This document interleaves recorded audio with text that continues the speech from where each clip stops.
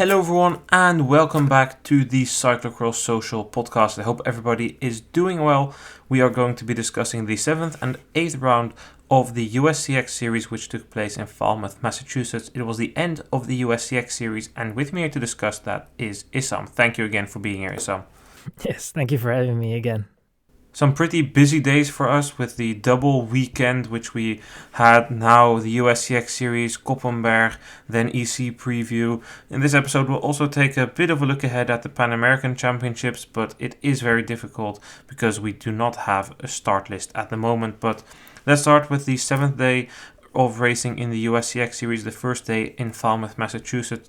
Kempen Zakrasjek had the best start, but we quickly had a leading duo in Curtis White and Michael van der Ham. Around the halfway point of the race, White attacked around the sand pit, or just the sand stretch there, and he went solo, took the victory. Van der Ham dropped back to a group behind that consisted of Tyler Clark, Luc Valenti and Jules van Kempen. These four riders folded out for the win. Tyler Clark was the first to drop. It came down to a sprint for the second place, in which Van Kempen narrowly overtook Michael van der Ham. So it meant that Jules van Kempen ended second ahead of Michael van der Ham, who took his first UCI podium, third spot, since 2019, if that is correct. I think maybe a national championship, but nevertheless, good result. Luc Valenti ended fourth. Issam, a win for Curtis White. I would say this is what we expected. He took his first win in the American Championship jersey, the American Champions jersey, in King CX a week before. Now he takes the win here. It's definitely what we expected, considering the fact that Ferdinand Roulier went home. Bastans went home already, of course, and Eric Brunner wasn't there. So in a way, he did what he had to do. Yeah, indeed, he did what he had to do, and he did it in a good way, in a good fashion. I think that he understood his assignment going into the race, and he took his moment at the right time. It was maybe a bit early, but I think that at that moment it was for him. He had the best legs. He was the better guy in the field, and then you have to take advantage of it, and he did just that. And it was good for him. See him take the victory. I think probably the competitor that he is, he probably would have liked to have a victory with the guys that we just mentioned that were not here. But I still think that he is quite satisfied with the result. The legs seem to be good, and it was a very, very good race from him. Most definitely, it's not a surprise that he wins. He's been the leading factor in American cyclocross, or at least the consistent factor in American cyclocross over the past years. Of course, maybe in terms of national titles, it doesn't really reflect. You have Eric Brunner that was very strong. We have Gage Hecht, who was there for a while, taking the top results in the World Cups, maybe more of the spotlight for the international audience that only tunes into the World Cup and then sees Brunner take a fourth in Fayetteville, or sees Gage Hecht take a very good result in Fayetteville a year before. But Curtis White is maybe not as much of a guy with the super high highs, but definitely a guy who is super consistent. He's almost always there. You can count on him. You can build a house on his back. It's a solid foundation to build your house on. He will be there. He won't have these highs. He won't have these lows. He's just going. Of course, he still has his highs and his peaks at the American Championships, but you get what I mean. And he's more of a consistent factor, and well, it's not to discredit the win, but if those guys aren't there, you would definitely expect him to take the win. Else we would be talking, hey, it's a bit of a disappointing result because Andrew Strohmeyer is already racing in Europe, raced the World Cup in Maasmechelen. Then it's just what you would expect, but still good, and he showed he could do it on both days. Saturday was fast, Sunday was a bit more technical because of the rain. It was a bit harder, but on both days he finished the job against the Canadians, because a lot of Canadians did very well this weekend. Almost like a Canadian invasion, but yeah, the Canadians have been doing it well, and it was good to see Van der Ham taking a third spot, positioned well in the last lap, and got himself in a position where the maximum achievable was going to be second if he had a very good sprint, and Van Kempen was did what he had to do, sprinting himself to second place there. Valenti was in my opinion, I think a little bit the stronger guy. Used a lot of energy in those last two laps, but had last place going into the sprint. Was not the ideal spot, and before you know it, it's already at the finish line. So for him, it was just not enough. But all three of them had a very good day, and I'm happy for Van der Ham that he can have a podium spot in the USCX series in his last season of his career. Yeah, that battle for second was interesting, and it was nice to see Van der Ham on that podium. I agree with you on Valenti. I saw some super punchy attacks. Of course, we can't forget that they needed to close that gap on Van der Ham, and Valenti was really going at it. I saw some super punchy attacks. Jules van Kempen had to dig super deep. Tyler Clark eventually got dropped on one of those attacks. But tactically, I really liked what I saw from Jules in that final lap. He had that that sense of urgency, not a lack of urgency at all. He knew that on a course like this, you don't want to be in that third position, not only for the sprint, but also with the corners, the slight uphill. I could see a couple of false flat sections, nothing super significant, but the minor elevation. You want to be in that second place. You don't want to be in third of a risk of the guy before, like in front of you, like he just snaps, he can't follow anymore, he makes a mistake in one of the corners. You want to be in second. And what he did really well was all the time. It started early. He didn't wait for the one opportunity. He decided, well, I'm going to try it here. If I get past again, there's more time. Some super, super nice moves down the inside, a couple of times around the outside. I really liked that. It was really good. He really was just almost perfection in that race for second. It was still very close in the sprint. Like maybe ideally you would have turned first, but with the sprint he has compared to Van der Ham, I thought it was a good decision to turn in second wheel of that group, and it showed because he still got Van der Ham on the line. And yeah, that was just a very good ride by him. Yeah, I mean, it was, for the efforts that he had done in the last two laps, Valenti, it was a bit of a shame to see him outside the podium spot. But I think that he redeemed him well, greatly on the second day, which was completely different circumstances compared to the first day. And, something that we have seen in the USCX series, I think almost every weekend that we raced, the first day either very fast or very slippery, and then it was complete opposite on the second day. So in that sense, it was definitely fun to see how that played out. And I think that a guy like Valenti, big engine, still super young. I think that if you look at his build, there is still some growth possible, and he's super talented. So I think that the way he was racing, there is still some experience lacking, I would say. But there is a lot of potential in him. So, yeah, I think he showed that the first day and definitely showed it again the second day. Yeah, it was a good ride by the young Canadian. I think maybe a bit too inexperienced. I thought at the end he was in a good position, but the battle for positions in that group was super, super tight. He does have a good sprint. I think he has the fastest sprint from that group, but from third there's just no way. And I think when he was in third, he already knew, because he went through that final corner already a bit further behind Van Kempen and Van der Ham. But as you said, on the second day, great recovery, great ride. I think, judging by what I saw then, technically is a bit better in those muddy conditions. He's a guy who has raced on the road, so I think he's just a pretty versatile rider overall that can handle any surface, anything. He seems pretty good from what I've seen, and as said earlier, not really a guy who was on my radar, but nevertheless, good result. Let's look at the entire top 10. Quite a lot of Canadians in there.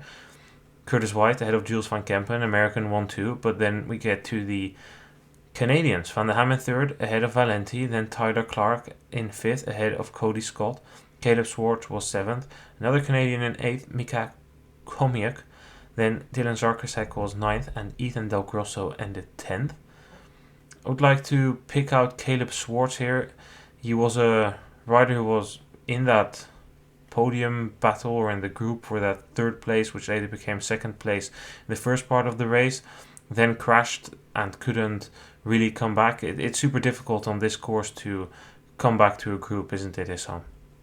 Yeah, absolutely, and especially with the circumstances and also the pace not really dropping, because they always were in a sort of a chasing state with White ahead. So yeah, for them there was not really a reason to completely drop the pace. There was always someone keen enough to be at the front, dictating the pace. So I guess, for him it was, especially when you have such a crash on a fast course, you get completely out of your rhythm. You have to find yourself again, and I think that it's difficult on a course like this. You don't get a lot of time, especially the moment when he wrecked. It was it was just for him difficult to really get back, and yeah, that hampered him for sure in the race. Yeah, it was unfortunate, but the race on Sunday was a better race for him also in terms of weather. I don't think this is exactly what he came here for, a 7th and a 6th place, especially considering the fact that he was riding super strong in that Trek Cup, but focus for him will 100% be on the Pan American Championships. It's basically a home race for him. It is actually a home race for him in Missoula. He's focusing on that, so let's hope for his sake that he can do the best there. We will switch to the women's race now on Saturday, and it was really more of the same. We had Rochette leading the pack, riding away with Sydney McGill, and this is how it's gone so many times. In the second lap, Rochette goes solo, McGill starts to fade a little bit. The question is she going to be overtaken by Caroline Mani? And the answer was yes, she got overtaken by Mani, who ended second, and McGill ended third. Just more dominance of Rochette, 8 out of 8. Issam, it deserves to be praised, but again, just like with White, it is 100% what we would have expected. Yeah, I mean, I don't think the odds were very high for Rochette not winning, and a good race, strong race, did what she had to do, and there's not much really to say on the performance. She was there and performed how you would do with the field that she raced against. You go to the lead, you try to maintain the lead, and then you I wouldn't say cruise home, because that is definitely, you definitely do over the performance of what she achieved, and then it almost seems like it's so easy, but it's still, there is some, you don't push it to the limit in such races, and I think that she did perfect the way how she raced and then got herself in that position and then just never gave it away. So very, very solid performance, and like you said, it was similar day two, so winning every race, definitely a great performance for her. And now for her it's going to be the focus on what is coming next in Europe, and how she will be able to challenge the ones that are already racing in Europe, and how the difference will be in terms of performance between herself and the competitors on the European soil. So that will be interesting to see how the World Cups will play out and stuff. But for her, it's now, very successful USCX Series campaign. Yeah, on Sunday it was another win. This time she basically went right away from the start, but she did have two crashes. The first one was just around the pits. It looked to be very slippery there, but another easy win, then a crash in the final lap, maximum score, also winning the overall USCX Series. But as you say, your next challenge is Europe. That means that she's not racing PanAms. I think that's an interesting decision. I would guess, actually, it's a commercial decision. Rochette has a strong brand identity, racing in this super recognizable Rafa kit with the super interesting color scheme. It's not something you see. It's very unique. Partnership with Rafa, partnership with Canyon. It's a one-woman team. She is the face of that team. She's very outgoing, very, very extrovert. And I think it does well for her. It tells who she is. That outgoingness is also why I think she doesn't really struggle to find sponsors and partners to commit to her. And I guess that it's for her. She's become Pan American champion before. She's become national champion before. For her now, there probably isn't personally much value attached to that Pan American title, which I think is a shame. And then I think she just made the decision, well, it's probably better for me, my identity, my brand, my one-woman team, if I race in my normal jersey the rest of the season, gain that exposure. I don't know how you think about that, but that would be my takeaway. A bit of a commercial decision there. Hard to judge, but that could definitely be a reason. She already has won it, and then you should also maybe look into the importance of winning it again. We have seen it with several riders that do not participate in nationals or continental championships. For her, there's also probably maybe a value issue of thinking if it's worth it to make the trip and go for the title, which in my opinion, that if she would compete, it's not a 100%, but it is definitely, she has a big chance of winning it. So I think there might be more to it than only that, but that could definitely be a reason. And it's, at the end of the day, it's all speculation, and it's not participating or not participating is not going to hurt the career of Rochette. In that sense, it's definitely, it's a decision that's up to her, and she definitely has her reasons for it. Yeah, but it's an interesting contrast to the European Championships. You're not really going to see riders skip the European Championships. They haven't been around that long for men. The first time was in Heibergen, Van de Haar beat Van Aert there. Like, when it started, there were questions like, do we need this? But within 1 or 2 years, it was just gone. It was accepted. It's part of it. Hey, it's a nice jersey, champion of Europe. It's basically small world championships. Only the Americans are missing, and you can question how relevant they have been in the past couple of seasons. In reality, not that relevant, except on the women's side with Compton and Honsinger, but especially on the men's side, de facto light world title. It gained prestige pretty quickly, and the Pan American Championships, they don't really have that. The racing is there because it's good to have continental championships, but it seems like the value of it is a lot less significant compared to what we see in Europe with the European Championships, which I don't really understand. I mean, maybe it's a bit of the burden of travel or unfortunate season planning. I don't really know what the reason behind this, and I don't think if it's fully, at least that's the image we get. I don't know if it's fully correct either, because we will see Clara Honsinger riding the Pan American Championships. We have seen Brunner and White race it the past couple of seasons, so I don't know. Maybe it's just a bit of a wrong perception I have, but I would be happy for somebody to let me know. Write an email to noah@cyclocrosswith3s's.com if you know, or send an Instagram DM, leave a comment on one of our posts. I'm more than interested to learn more, but enough talking for me. Let's take a look at the entire top 10 of Saturday's race. White Rochette with the win, ahead of Caroline Mani and Sydney McGill. Fourth place was for Janaya Francis, ahead of Lauren Zerner. Katie Klaus was sixth, ahead of Kaya Musgrave in seventh. Greta Kilburn ended eighth, ahead of Mia Asseltin and Ella Brenneman. Let's briefly go over that fight for a second. We haven't really covered it. Mani with the tactical move to pace herself well, same lap times every lap. McGill slowing down every lap a little bit. It's by now a well-known recipe, Issam. McGill blowing up a little, Mani keeping the same pace.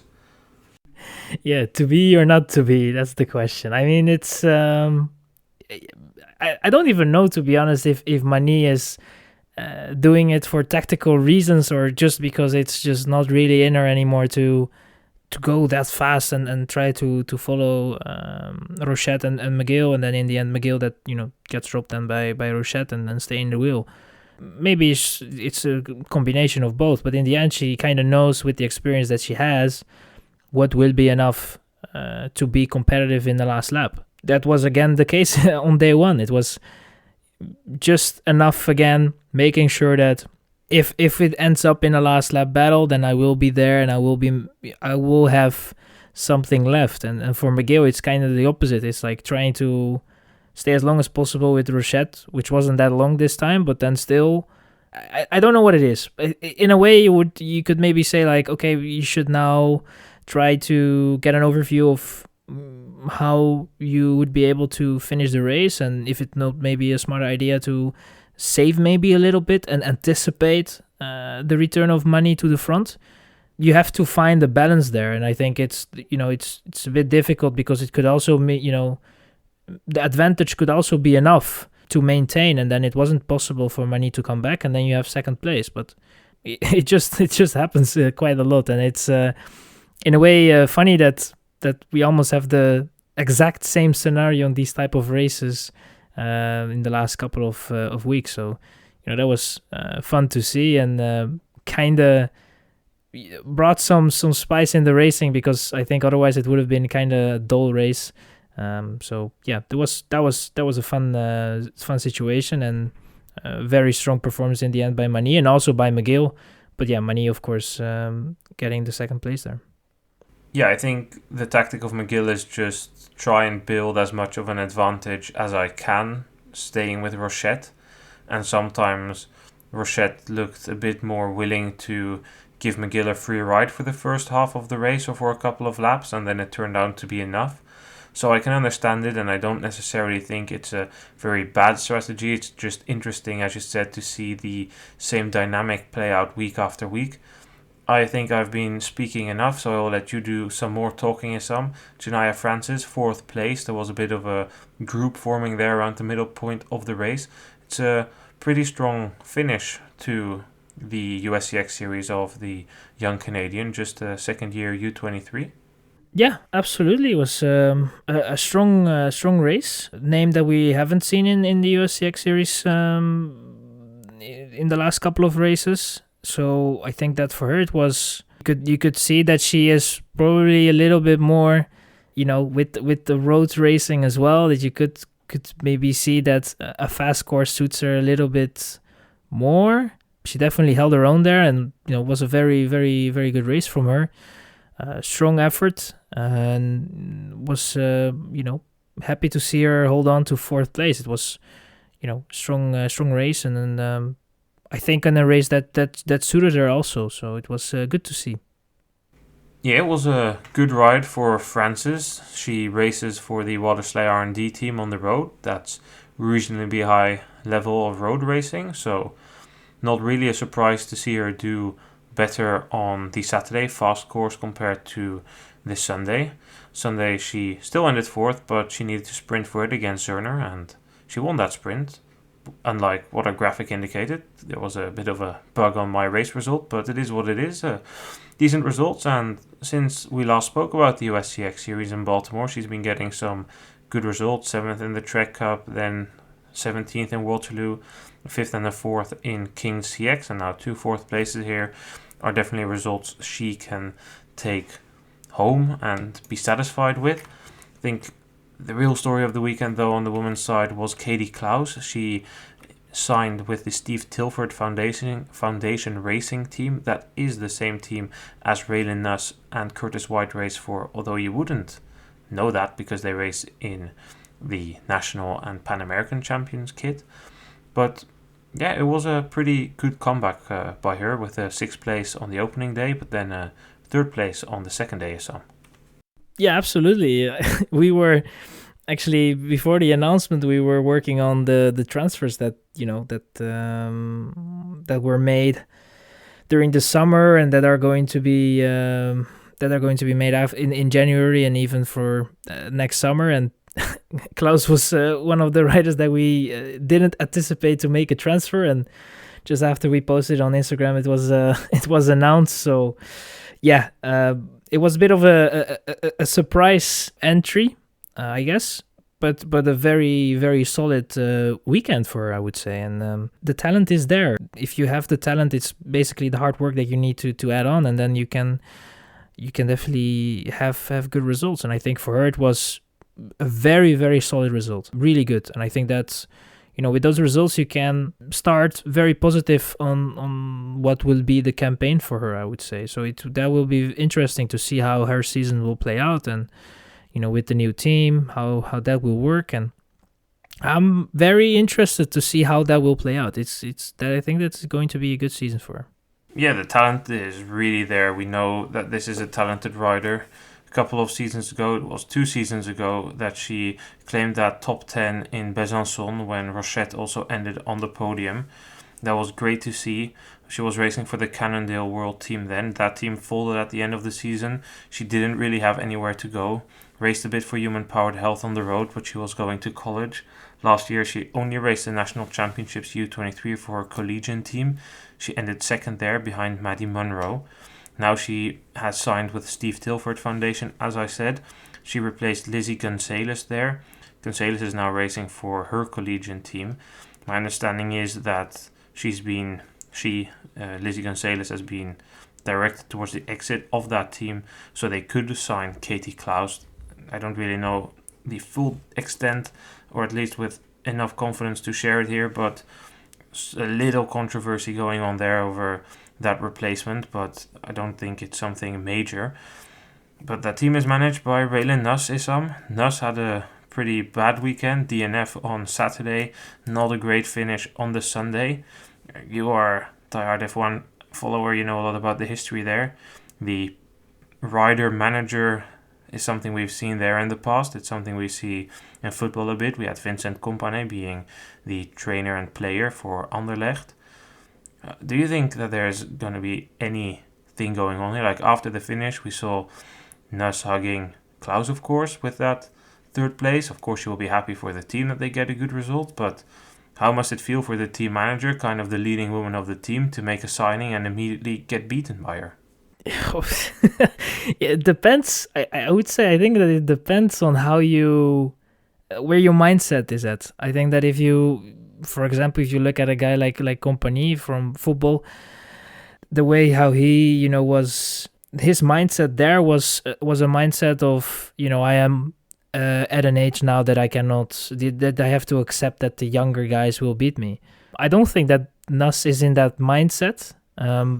It definitely wasn't the best of campaigns in the USCX series, I would say. It was, you have to take in consideration that, was it the week in Rochester or was it was it the Baltimore weekend where Rochester, where she was sick, and then she did recover a bit. She was pretty good in Waterloo. I don't think this is going to cause any friction, but I was just asking, like, if you had any examples maybe from F1 where there was a rider or a driver manager that maybe when he got beaten by a teammate, it did cause controversy. I think the potential is always there, but I wouldn't expect it here. I think Nuss is a pretty good team manager, and she signed Klaus with the idea of, okay, this is a bit of a younger rider, she will get the results, which for me might cost a bit more effort, although, as you say, she has not had a smooth season. But also I think that it would help her in a way that you have now someone in the team that can maybe lift the level a little bit. Now you have someone that you have seen is capable of, I would say, beating you, so then you can have that competition in the training as well. I mean, it shouldn't be a rivalry or something, but it's just, I think that you can always learn from someone that is just a little bit better than you, and you can take a lot of things there, and it will just push yourself to maybe something greater than you already are. So I think that we should, like you said already, I don't think there is any issues there, and I think there are reasons behind her performances in the USCX series, and I think that for her is just a case of just try to take as much positive out of it. Take the positives and leave the negatives behind, and try to build on those positives for the remainder of the season in Europe. And I don't know, is she going to participate in the PanAms Games or not?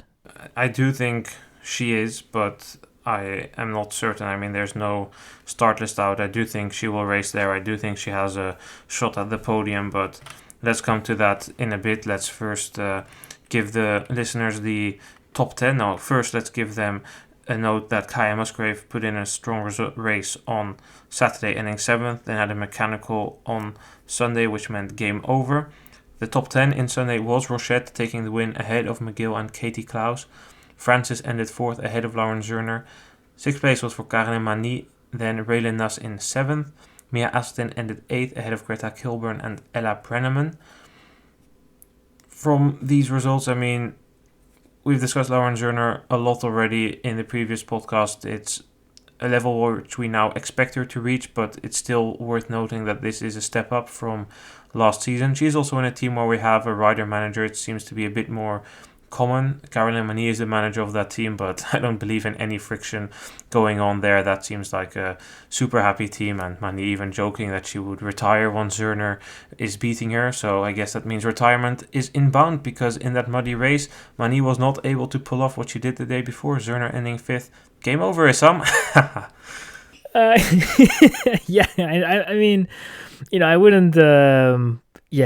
I don't think it really is over. But that was what I was talking about with the mindset. In a way, you could see her, encourage her during the race, and I don't think she, the way she crossed the line there, Mani as well, was finally it's over. She was really struggling, and I think the mindset there is a bit different. You definitely see there with Mani that it's I want to try and help as much as possible, and I am the competitor that I am, and I want to compete, and I want to win and try to have the highest results as possible. But if I can, wherever I can, I will try to help my teammates and give also the knowledge that I have over. And I think that is, it's a great dynamic to see as well. It really looks fun, the way they communicate during the race, the way Mani shouts her encouragements over, and I think that's it's great to see, to be honest. I'm proud of us. It's final podcast on the US CX series. We've compensated for all the lack of time on the women's race by spending a pretty extensive amount today talking about the women's race, even though they again might not have been the most interesting for the win. There was still certainly enough interesting storylines to talk about. I will just give the final standings of the US CX series. White Rochette, no surprise, 8 out of 8 wins, took the overall win, not just ahead, like comfortably ahead by 90 points on Caroline Mani, who was just 6 points ahead of Sydney McGill in the final standings. Lauren Zerner was 4th, Ray Lindas ended 5th there. Then we have one race left to talk about, Issam. That was the men's race on Sunday. We already covered the top 3, but it's still worth noting a brief summary of that race. Kempen Zakrasjek had the best start there. He almost went down in the first corner. There was a start crash there involving Jules van Kempen, who couldn't really feature after that. He managed to recover to a 7th place, but it definitely put an end to his podium hopes. He seemed pretty hurt after that crash as well. Once Zakrasjek was caught, we went 2 leaders, White and Valenti. White took the win ahead of Valenti. There was a battle for 3rd between Van der Ham, Clark and Zakrasjek. There was a crash of Van der Ham, which meant that he wasn't in it anymore. Clark made a bit of a comeback in the final lap, but in the sprint, Zakrasjek had enough to claim 3rd, which is ultimately the result I still want to talk about with you, Issam. That 3rd place by Zakrasjek, that is a really, really good result for him. Yeah, 100%. I mean, it's great to see. So somebody that is, a little, independent in a way. That is not really racing with a big team or something, and that is obviously that takes a lot of responsibility with it, and you have to do your own things in a way, and I think. He definitely deserves the way he was progressing. It looked very good. And then it was his race. It was just his race. He had his moment. He was going very well. And then, just picked out his moment, tried it once. Was, in a way, I think also I liked the way he was racing, in a way also patient. Was there or thereabout. And then, took his chances. And in the last lap was victorious with the 3rd spot there. So I think that was great to see that he was able to pull that off and get on the podium. I guess you needed to have been on the podcast in one of the US CX series to get a podium this weekend. Both Jules van Kempen and Dylan Zakrasjek claiming a podium spot. Nice to see for people who we interviewed, and for the rest, I think you've covered it pretty well. We should move on to the final section, the Pan American Championships. These are going to be hosted in Missoula. That is in Montana. It's pretty far away. I know that it's a tough drive for the mechanics. They need to go all the way from Falmouth, Massachusetts. It's a 37-hour drive, which is insane. I mean, European drivers complain when they have to go to Dublin, which is like a 10-hour drive from the Netherlands. Imagine this. It's a tough job for the mechanics, but at the same time, it's always going to be far away for somebody. It's good to have racing everywhere. It's how things go. There's no start list available to us, so I think that we don't really have enough knowledge to make a preview. I can tell you something about the course. There's a bit of rain forecasted. At the moment there's a bit of snow on the course. It's pretty cold there. The course should, despite the rain, not be thick mud, at least from what I've seen from most of the surface. It's going to be something similar to what we had on Sunday here. There's going to be paths, and these paths are going to become wet, making them a bit slippery, but nothing crazy, nothing Dendermonde-like with running. Let's take a look at the women's races. Issam, Elite U23 have separate races here. I've heard Clara Honsinger is racing. That would make her the top favorite for me. And she's going to race the exact opposite race of Sydney McGill. McGill is going to start fast, and then Honsinger is going to start slow. And where Honsinger accelerates / keeps the same pace, she's in a way going to take the role of Caroline Mani. And then I would guess Honsinger is going to overtake McGill and take the victory. Honsinger won in Cincinnati the week after Waterloo. She was better than McGill in Waterloo. So I would definitely favour Honsinger over McGill. And then for third, I'm probably looking at the defending Pan American champion Raylin Nuss or her teammate Katie Klaus. And based on this weekend, probably Katie Klaus. Your thoughts? I will completely agree. I mean, it's hard to say, but I definitely do agree that Honsinger is going to be the favorite there. And that is, for her, it's going to be key to just make sure that the start is, that she's not going to lose too much there. McGill, looking at how she's able to follow Rochette, is definitely going to be able to put on the pressure in that first lap and maybe laps. And then it will be, we'll see how that will play out. I think that for McGill, it's definitely the bonus that she got out of this US CX series is that she always had to battle till the last lap, and that is maybe something that you can, that's the experience that you get out of it, and your body is then also you get a bit tougher there. So who knows? It's at the end of the day, it's the championship ride. So those races are sometimes a bit different compared to the regular competition type of races and just your regular C1s and C2s. I think that this is, at the end of the day, it's you're fighting for a title, for a jersey. So it could play out a little bit different, but I think that your scenario is definitely a scenario that is very realistic, I would say. Some of the main protagonists of the past couple of weeks are going to be racing the U23 race. I think this weekend we got a bit of a peek what that will look like. Lauren Zerner has been pretty much the best U23 rider for most of the US CX series. She was the first U23 rider in the rankings. I do think that she has the slight edge for me going into the race, but Janaya Francis was very strong this week. I think it will be a battle between these two. We could potentially see Lizzie Gonzalez in that mix. I do not know if she is starting.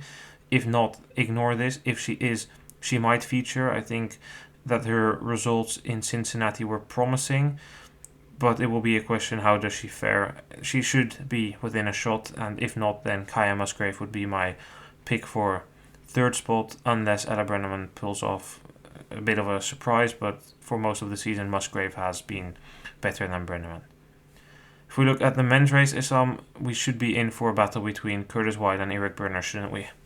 Yeah, most likely. If both guys will be participating, and that is with, hopefully, I think so. But in that case, it's definitely those two that will make it out. Who is going to be the Pan Am champ, and that is going to be an interesting battle, I would say. White is definitely, in my opinion, going there with the momentum, having that clean sweep of the last weekend in the USCX. So for him, it's, he's going there with confidence. He knows that the legs are good. He has been in a scenario where he has to attack and then maintain a gap.